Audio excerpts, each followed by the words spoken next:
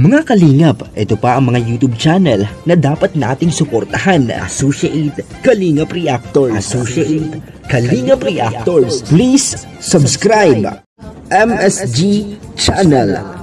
Wow! Grabe ang saya ni Rina, kasama si Kuya Jomar niya sa rampahan sa birthday ni Erica, kung rumampa si Dara at Ryan pati na rin si Kuya Jason at Rubelen, at syempre sina Ate Roda at Gilumags. At ito na ang hinihintay ng lahat, ang unang prinsesa ng Kalingap, walang iba kundi si Rina at Kuya Jomar, hindi rin sila pahuhuli sa rampahan.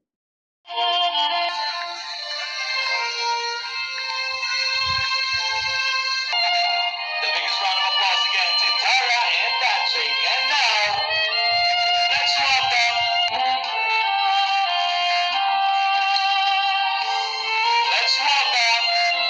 Gilu.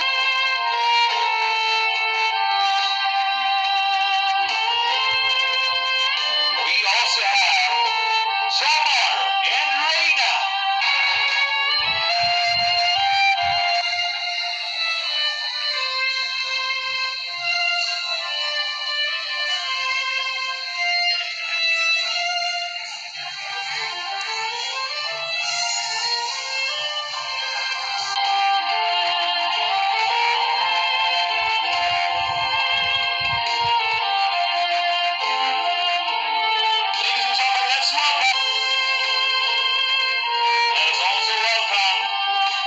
Oh, di ba masaya si Rina, mga kalingap at mga kaibigan?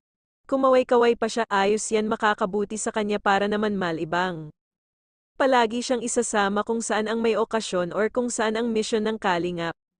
Mas mabuti kung dyan muna si Rina sa pangangalaga ni Ate Roda, iba kasi doon kay Lolo Nestor, palagi lang siya nakahiga or nakakulong sa kwarto niya, mas lalong lumala ang sakit niya doon, kaya maraming salamat kay Ate Melanie na nanay ni Rina, dahil nakipag-cooperate na siya sa kanyang anak na si Rina, gumawa siya ng paraan para maibalik si Rina kay Ate Roda.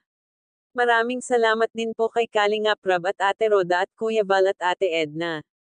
Sana tuluyan ng gumaling si Rina.